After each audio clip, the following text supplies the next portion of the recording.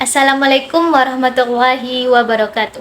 Halo semuanya, perkenalkan nama saya Nurmaika Seli dengan NIM 230304167. Saya merupakan mahasiswi Fakultas Ekonomi dan Bisnis Prodi Manajemen semester 2 Rek A MGT 3. Baiklah, di sini saya akan menyampaikan beberapa materi dari mata kuliah pengantar manajemen dengan dosen pengampu Bapak Hinggo.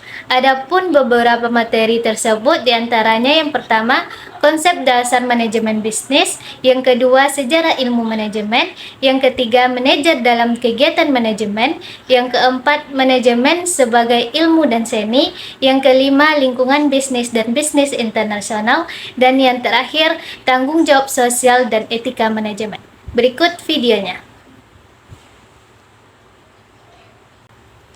Baiklah, kita masuk ke materi yang pertama, yaitu konsep dasar manajemen bisnis. Poin yang pertama yaitu organisasi dan manajemen. Organisasi sendiri adalah kelompok orang yang bekerja sama dalam suatu struktur atau koordinasi tertentu dalam mencapai serangkaian tujuan tertentu. Nah, teman-teman, organisasi sendiri terbagi menjadi dua, yaitu organisasi profit oriented dan organisasi non-profit. Yang membedakan dari kedua organisasi ini yaitu tujuannya. Ada yang bertujuan untuk mencari keuntungan secara finansial dan ada yang bertujuan untuk tidak mencari keuntungan secara finansial. Selanjutnya manajemen. Manajemen itu adalah sebuah proses yang dilakukan untuk mewujudkan tujuan dari organisasi melalui rangkaian kegiatan berupa perencanaan, perorganisasian, pengarahan, dan pengendalian orang-orang serta sumber daya organisasi lainnya. Nah, teman-teman, sumber daya organisasi tersebut terbagi menjadi 5. Yang pertama sumber daya manusia, yang kedua sumber daya fisik, yang ketiga sumber daya informasi, yang keempat sumber daya keuangan, dan yang terakhir sumber daya alam. Nah, selanjutnya, mengapa sih manajemen itu dibutuhkan? Manajemen ini dibutuhkan agar tujuan dari organisasi dapat dicapai secara efektif dan efisien. Adapun fungsi-fungsi dari manajemen, yang pertama perencanaan, yang kedua pengorganisasian, yang ketiga pengimplementasian, yang keempat pengendalian atau pengawasan. Adapun kegiatan dalam fungsi-fungsi manajemen, yang pertama planning, yang kedua organizing, yang ketiga leading, dan yang keempat controlling. Nah, kita masuk ke materi yang kedua, yaitu sejarah ilmu manajemen. Peninggalan fisik sebagai ciri adanya implementasi ilmu manajemen seperti piramida di Mesir, bangunan Ka'bah di Mekah, tembok Cina, dan masih banyak lagi. Ini membuktikan peninggalan fisik tersebut menggambarkan adanya aktivitas yang teratur dan bertahap di masa lalu yang saat ini dinamakan dengan manajemen. Nah, ada 3 kelompok pemikiran terdahulu dalam ilmu manajemen. Yang pertama, prospektif manajemen klasik, yang kedua, prospektif manajemen perilaku, dan yang ketiga, prospektif manajemen kuantitatif. Nah, kita sekarang masuk ke materi yang selanjutnya, yaitu manajer dalam kegiatan manajemen. Manajer sendiri adalah individu yang bertanggung jawab untuk mengelola, mengarahkan, dan mengawasi kegiatan dalam suatu organisasi atau tim kerja. Tugas utama dari manajer ini adalah untuk mencapai tujuan organisasi dengan mengkoordinasi sumber daya manusia, keuangan, dan materi yang ada. Manajer bertanggung jawab dalam pengambilan keputusan strategis, perencanaan, pengawasan, dan evaluasi kinerja. Nah, teman-teman, manajer sendiri ini terbagi menjadi 2 bagian, yaitu manajer fungsional dan manajer umum. Manajer fungsional yaitu manajer yang memiliki tanggung jawab pada satu bagian fungsional dalam suatu perusahaan atau organisasi. Sedangkan manajer umum adalah manajer yang memiliki tanggung jawab pada semua bagian dalam suatu organisasi atau perusahaan tersebut. Ada juga keahlian-keahlian yang harus ada dalam manajemen. Yang pertama keahlian teknis, yang kedua keahlian berkomunikasi, yang ketiga keahlian konseptual, yang keempat keahlian pengambilan keputusan, dan yang kelima keahlian mengelola.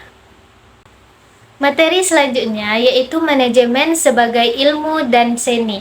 Manajemen sebagai ilmu atau sains ini merupakan pendekatan melalui tahapan sistematis berdasarkan keilmuan. Umumnya, ini memerlukan keahlian teknis, diagnosis, dan pengambilan keputusan. Sedangkan manajemen sebagai seni ini merupakan pendekatan melalui intuisi dan perasaan berdasarkan pengalaman. Umumnya, ini memerlukan keahlian konseptual, kreativitas, dan komunikasi interpersonal. Kita masuk ke materi berikutnya, yaitu lingkungan bisnis dan bisnis internasional. Nah, teman-teman, lingkungan bisnis itu sendiri terbagi menjadi dua, yaitu lingkungan internal dan lingkungan eksternal.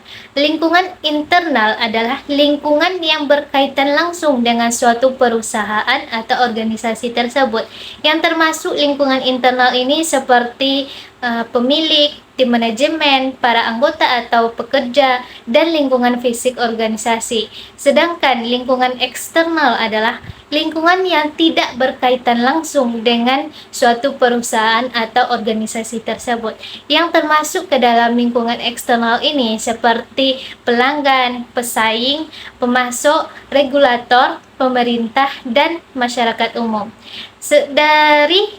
Selain lingkungan internal dan lingkungan eksternal ini, ada juga lingkungan ekonomi, lingkungan teknologi, lingkungan hukum dan politik, serta yang terakhir lingkungan sosial budaya. Sedangkan bisnis internasional itu sendiri adalah kegiatan bisnis atau transaksi barang dan jasa yang melewati batas-batas negara dan dapat melibatkan berbagai negara. Ini biasanya dalam bentuk kegiatan ekspor maupun impor. Adapun tahapan perusahaan memulai bisnis internasional ini sendiri. Yang pertama, pemasaran domestik, yang kedua pemasaran ekspor, yang ketiga pemasaran internasional, yang keempat pemasaran multinasional, dan yang terakhir pemasaran global. Nah, teman-teman, kita masuk ke materi yang terakhir, yaitu tanggung jawab sosial dan etika manajemen. Tanggung jawab sosial perusahaan ini merupakan bentuk kepedulian perusahaan terhadap lingkungan eksternal perusahaan melalui berbagai kegiatan yang dilakukan, baik dalam menjaga lingkungan, norma masyarakat, partisipasi, dan masih banyak lagi. Dan yang terakhir adalah konsep dasar etika manajemen.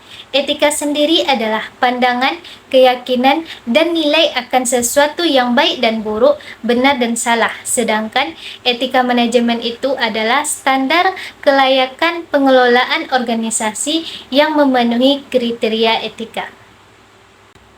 Baiklah teman-teman, sekian video penjelasan dari saya. Jika ada kesalahan dalam pengucapan dan penyampaian, saya mohon maaf. Semoga video ini bermanfaat bagi kita semua. Assalamualaikum warahmatullahi wabarakatuh.